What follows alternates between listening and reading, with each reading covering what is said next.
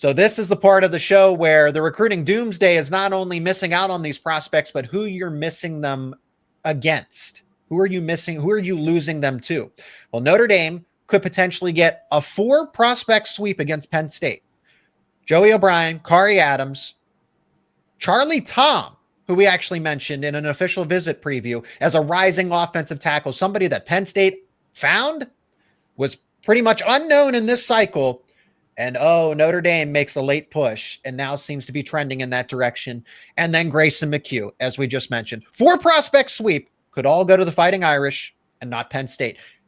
And I'm just getting started. But Brian, I want you to interject here what it would mean for Penn State to lose not 1, not 2, not 3, but potentially 4 prospects all to the Fighting Irish because of the Orange Bowl, because of a 3-point loss. Does Notre Dame really have that much leverage here? I don't think it has a lot to do with the Orange Bowl. I think that gets misconstrued. Does it help? Sure, but that's not what it is. Mm-hmm. Culture, relationships, those are what win recruiting battles. That's always been the case. That will always be the case. There were years where Penn State kicked the crap out of Notre Dame and Notre Dame beat them in recruiting and vice versa. Yeah. It's relationships. Notre Dame just won this round. Penn State, there's a certain running back named Singleton that Notre Dame thought they were getting. He signed with Penn State. Drew Allar? Drew Allar is a kid that Notre Dame offered.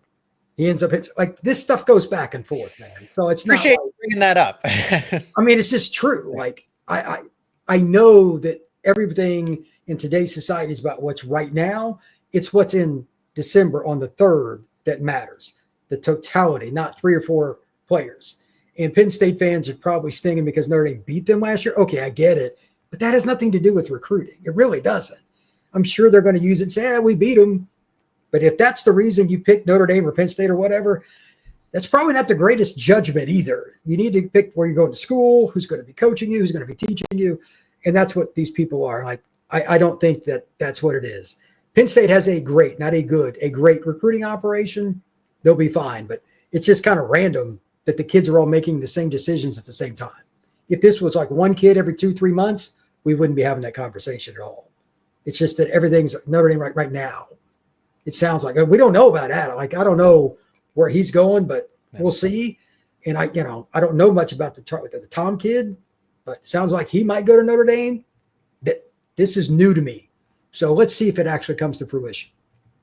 Well, and like I said, that's why, it's just the Penn State Notre Dame battle, right? Penn State won the round a few years back. I guess it's been 4 years, right? Since Drew Allar and Nicholas Singleton. Geez, how much time flies. But in the present, this is a clear gut punch. This is a direct punch by Notre Dame, really capitalizing on the momentum, maybe not directly because of the Orange Bowl, but you also get a second follow-up win. Hey, we beat you on the football field. Now on the recruiting trail, we really got you. So that's got to feel good for Marcus Freeman and company. And for what it's worth, Jay1 Sider's over there, even though he's the running backs coach, right? But he's a part of that operation now. Here's where it also does not help. Okay, so there's that group of prospects, but Emmanuel Iheanacho would be really nice, even though Penn State is going to have to try to overtake an Oregon or an LSU. We know Auburn's out of the picture for silly reasons, of course. And then Luke Wayful potentially being one of those, hey, this is a shoe-in prospect. Just it's a matter of when, not if. And now it's progressively turning into an if.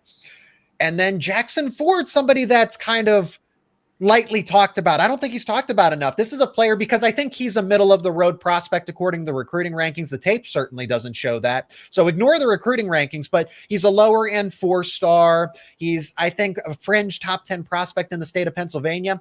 Well, then why is Ohio State pushing for him so much? All of these guys that were Penn State favorites, strong Penn State leans, about 6 months to 12 months ago, hey, they're in a really good spot for these players. They're in-state prospects. There's no way they go anywhere else. And now we get here to the present, and it's not only going from good to bad, it's going from bad to worse at the present. Well, I mean, anytime Ohio State goes after a defensive lineman, especially with Larry Johnson, those guys, I get it. But we'd spoken about this young man maybe 2 months ago on Locked On Nittany Lions. I can't remember how long ago it was. I thought he was pretty good on film, but he wasn't ranked super high. I don't know if he doesn't go to camps, whatever. It could be for a million reasons, but I was surprised he didn't get more love. why a school like Ohio State, which obviously is not that far from Pennsylvania, hadn't offered earlier is a bit surprising to me, to be honest. Pittsburgh, Penn State, Ohio State, those schools should offer early to that kind of kid. I don't know. But if you lose recruits to the team that won the title and the team that came in runner-up, that's one thing. Like, it's not like they're losing kids to Rutgers here if they don't get them. Like, seriously. Mm-hmm. Then if you call me and say Rutgers is taking a top 5 kid in PA, we'll have a bonus episode that won't be very friendly. But that's not what this is. So let's see where the kid goes to. You never know. I guess you can make sense of this, right? At the end of the day, hey, you're not losing to schools that you should. At Ohio State, Oregon, Notre Dame, they make sense more or less. But here's where we'll finish, Brian. It still puts Penn State in that perennial 10-2. This is 10-2 behavior. This is 10-2 outcomes that, oh, you got prospects that you were able to beat the likes of a Virginia Tech or a Georgia Tech or Rutgers, right? Schools that you should definitely beat in recruiting. But hey, you get into the ring with Notre Dame, Ohio State, Oregon. You lose to them not only on the football field, but on the recruiting trail. And being stuck in tier 2, because that's where Penn State's trying to go from tier 2 to definitively tier 1. That's what they want to do on the recruiting trail, on wins and losses.